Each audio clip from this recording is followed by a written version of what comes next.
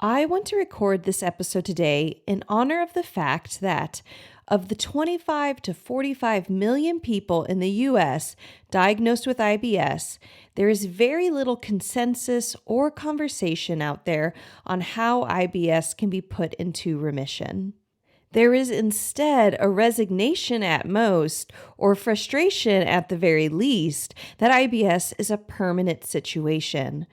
Due to everything from doctors saying IBS is permanent to the years of struggle that people undergo, even with trying multiple routes to try and quench their IBS, so many people with IBS feel that they are stuck in their bloating, constipation, diarrhea, and food sensitivities. And the truth is, no one has to be stuck. I used to feel this way myself, but after discovering and researching my butt off on the nature and origin of IBS, I found that not only had I found the secrets, aka things not talked about on the internet or in my doctor's office, to put my own IBS into remission, but I was successfully helping others say goodbye to their IBS as well. So today's episode is dedicated to all of you out there who have ever been told by your doctor, nutritionist, family member, or even yourself that you just can't get rid of your IBS, because you can. Welcome to the Better Belly podcast, where we find freedom from food restrictions, we increase energy in our lives, and we begin to feel more healthy and vibrant than ever by finding the root causes of our health problems.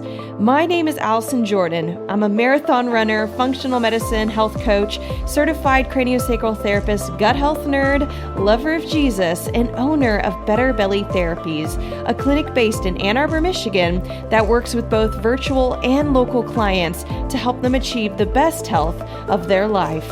I am here to walk with you on your journey to a better belly and a better life. We're going to go beyond popping a probiotic and just checking out our poop. In this show, we are going to go deep into gut transformation strategies that last for your entire life. If you are ready to feel your best, get ready to roll. You are in the right place. And just as a reminder, this information is not meant to diagnose, manage, or treat disease. Always consult with your own health practitioner before you make any changes to your health.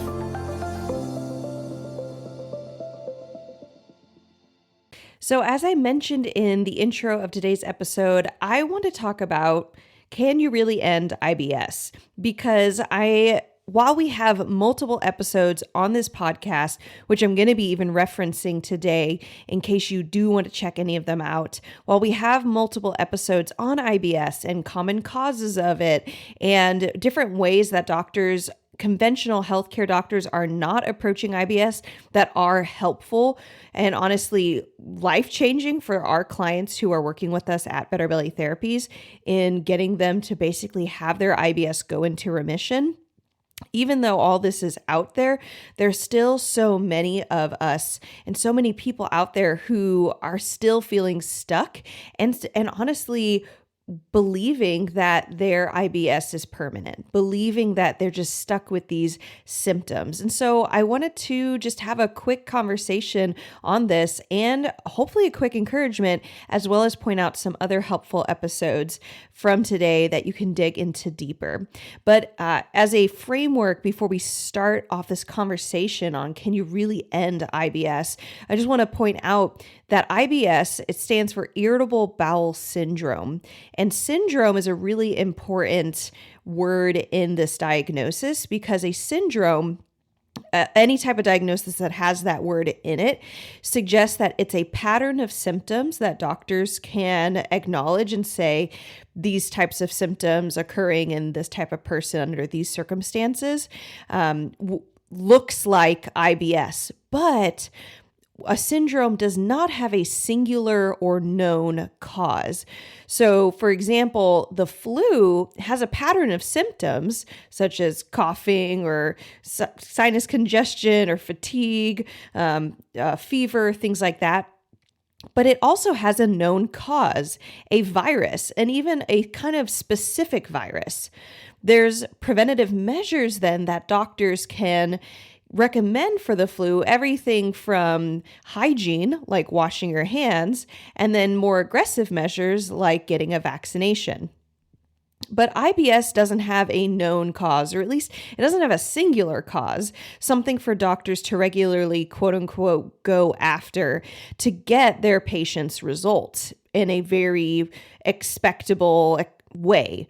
So, like many syndrome diagnoses, another common syndrome diagnosis, for example, being chronic fatigue syndrome, which can often even pair with IBS. But anybody who is diagnosed with a syndrome diagnosis, those people are often given a slew of regular or common tests and treatment recommendations, but they're not necessarily getting results. For IBS, the most common tests recommended by conventional doctors in the US currently are colonoscopies and endoscopies.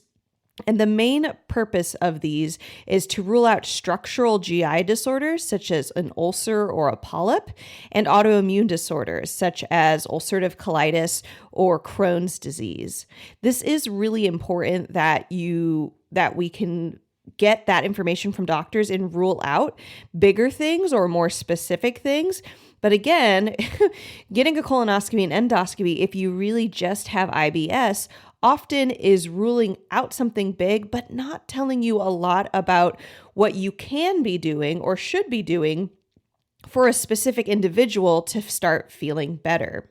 Some additional tests that might be considered by some doctors, but are not necessarily frequently done so, is a methane breath test for SIBO, an H. pylori screening, which they might do with a endoscopy, a stool test, often for parasites if they're looking for them, and then maybe pelvic floor testing for constipation primarily to see if there's any muscular dysfunction that is adding into or causing the constipation for this IBS client. Now, I have had multiple clients come to me and already say, my doctor's already checked me for pathogens. They did an H. pylori test or a stool test or a methane breath test, and it came up negative. And then we will run functional lab tests, and we'll actually find that they might be positive in those same tests that they got a negative for in with the doctor. And there's a reason for that. And I talk about it on episode 31. So if you want to learn more on that as you're listening to this episode, and if you're thinking, yeah, I've had both the colonoscopy and the endoscopy. I've also had maybe an H. pylori screening or a stool test. Check out episode 31, which is titled Why Your Doctor Says Your Labs Look Normal Even When You Don't Feel Normal. This is talking both about blood work that doctors will run, but it also applies to everything from H. pylori screenings to stool test screenings for parasites, and why doctors aren't finding things even when something is or might be there.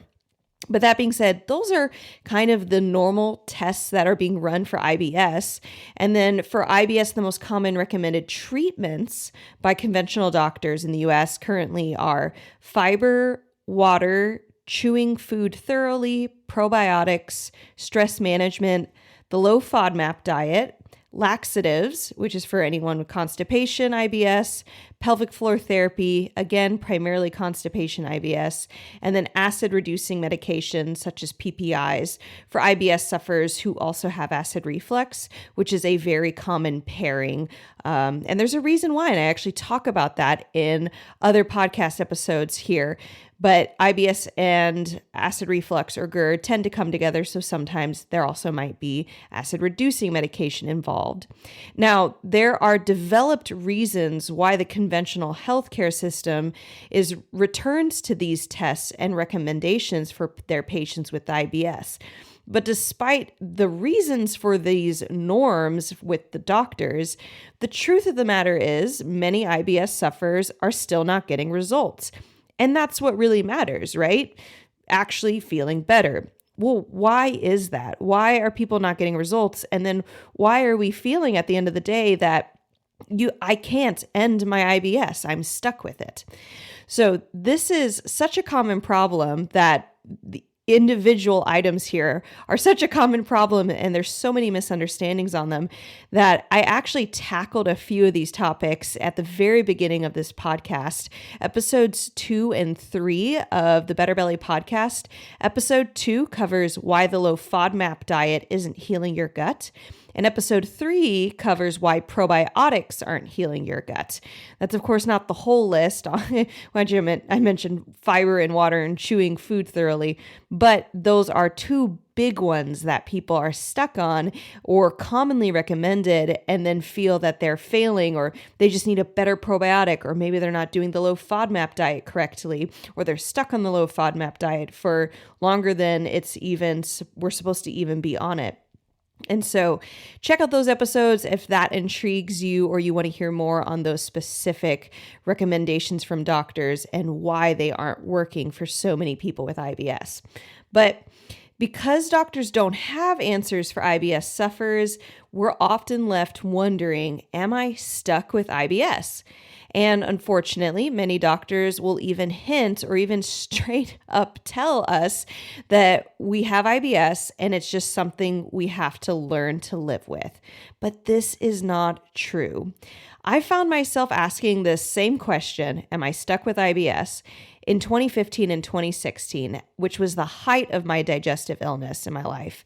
I was in the full swing of the low FODMAP diet. I'd been on it for over a year, which is really, it's only meant to be used for 2 or 3 months max. I was losing my hair. I was constantly tired and in pain. I was unable to sleep at night, and I only wanted to sleep during the day. I was losing weight, and I was also puffy and bloated at the same time. And for all of my Google searching, I couldn't find the answer to my problem of IBS until I started to find answers.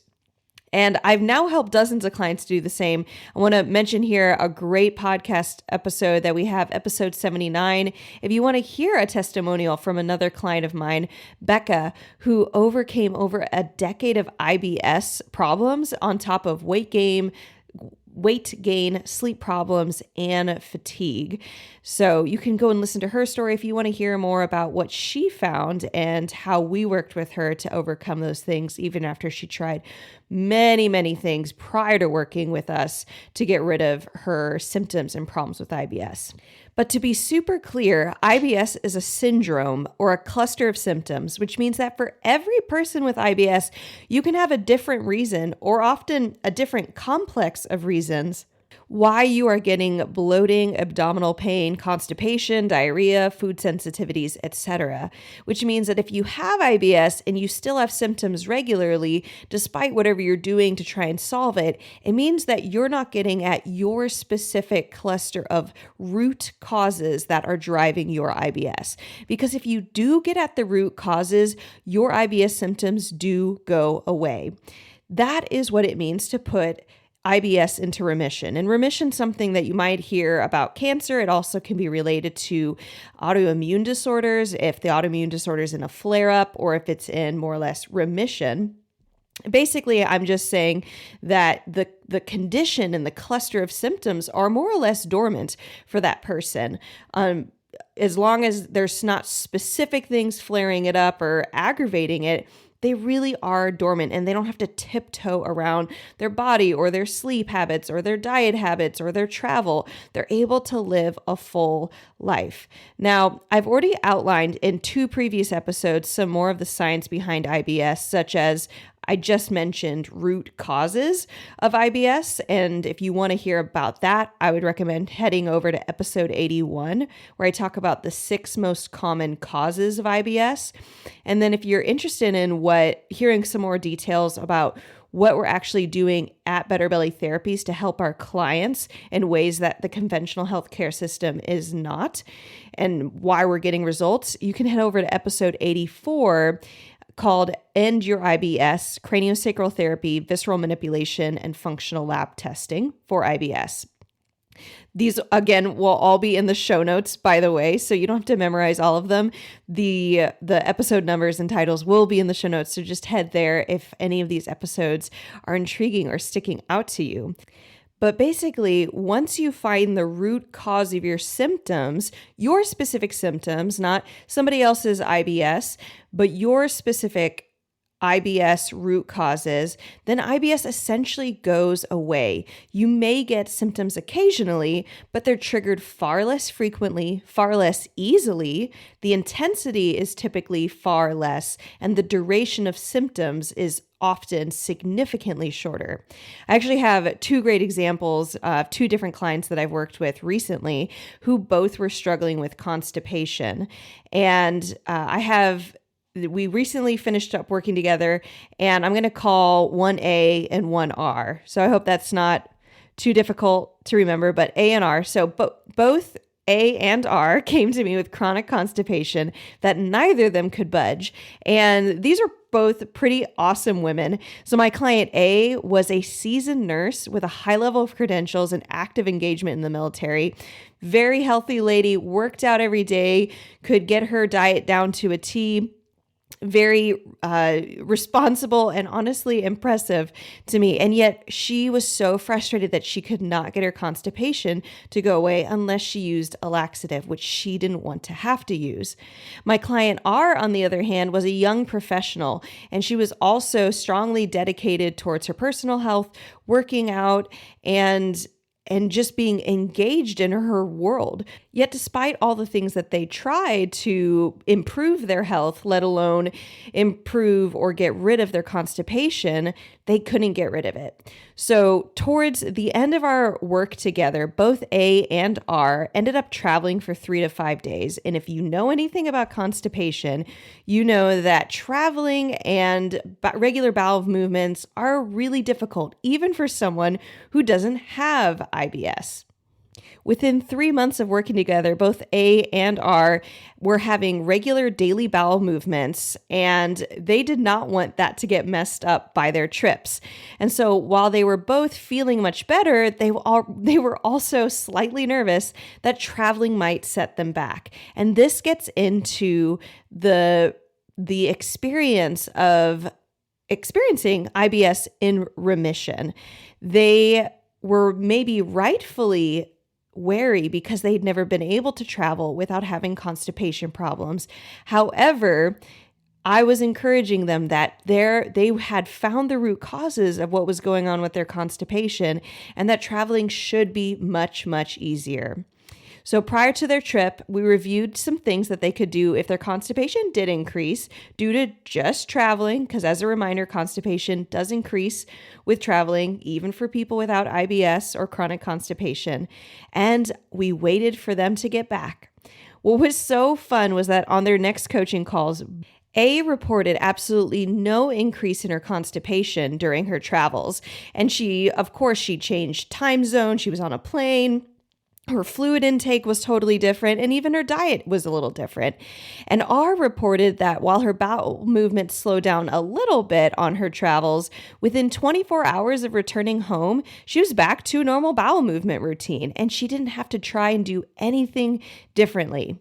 This is what you can expect from somebody whose IBS and chronic constipation is technically in remission. It means that even if something changes a little bit, like your diet or your sleep schedule or your traveling or your normal rhythms, that you don't get your symptoms suddenly flaring up again. So when I'm talking about ending IBS, I'm not talking about never struggling with your symptom again, but I mean having margin, having honestly a lot of margin where you can do things and still feel good and not be afraid that your symptoms are going to flare up if you just think the wrong thought, which is honestly both how I felt prior to healing myself and many of my clients feel prior to them finding the root causes of their gut health problems.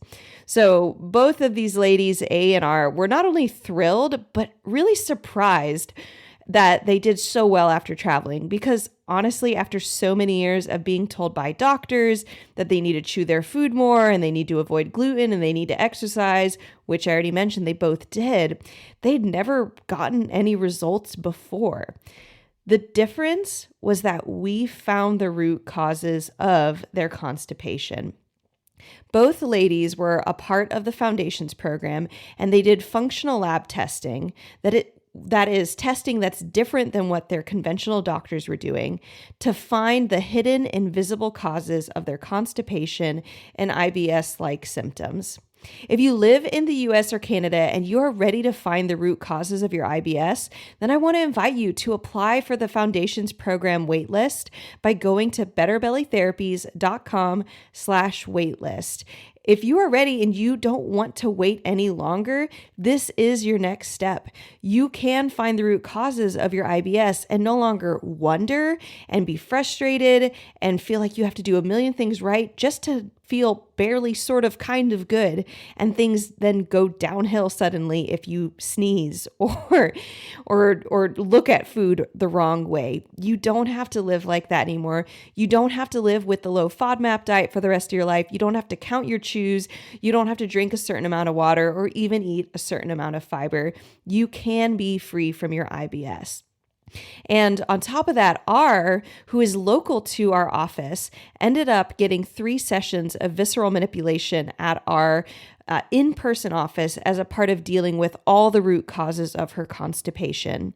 She ended up having restrictions that we found around several of her organs and in her fascia of her body that were majorly impacting the natural muscular movement of her organs, which is what provides healthy bowel movements.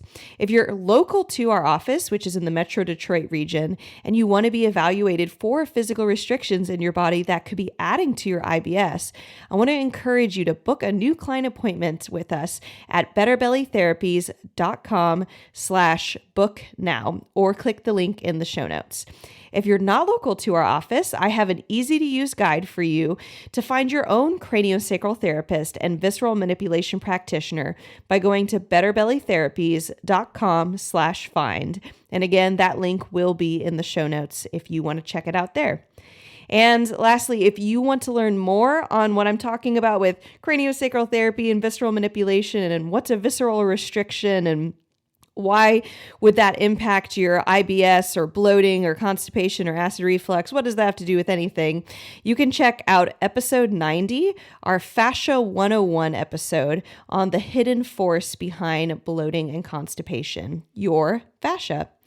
So, while you may still be prone to constipation or IBS symptoms, that part of your body never changes. You do not have to be stuck with IBS daily, weekly, or even monthly.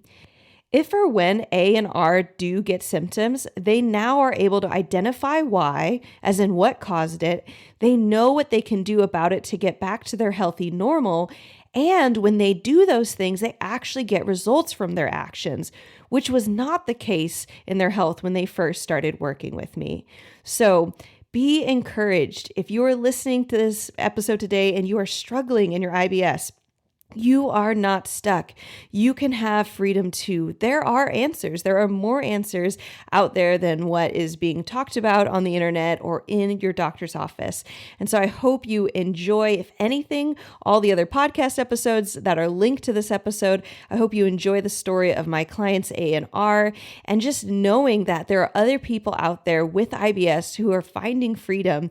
And it is not because they are some special flower or specimen, but because there is real science behind IBS. And if you find your root causes, not someone else's, but your root causes to your IBS, you can be free too.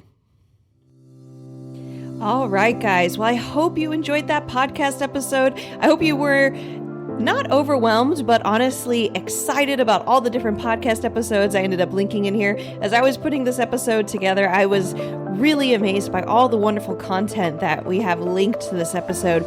And it just shows how much we are obsessed with helping people get free of IBS, constipation, bloating, diarrhea, you name it, gut health problems. We are here for you, Better Belly Therapies. If you have a question that came up during this podcast episode, or you have a topic that you really want to hear on the podcast that you haven't heard yet, I want to invite you to submit your question by going to betterbellytherapies.com/askallison. You can click record, ask your question, and you may get featured on the podcast and get my thoughts directly into your burning question. You can leave the question anonymously or with your name and email, and we would love to be able to tag you and let you know that your question was answered on the Better Belly podcast.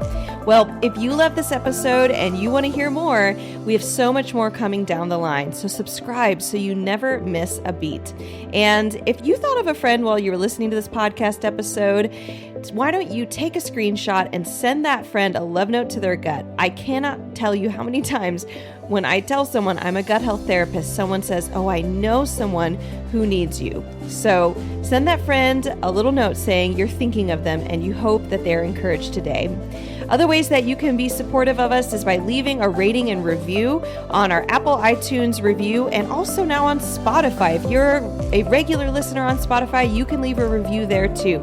It will help other listeners just like you find this content and be encouraged and be inspired and honestly find answers. So if you are enjoying this podcast, I would invite you and ask you, please leave a rating and review for us. Other ways that you can stay in the conversation is by following us on Instagram at Better Belly Therapies. I love connecting with our listeners there, and it means so much if you drop by and said hi. And remember, as always, our motto, miracles are immediate, but healing takes time. Catch you guys next week.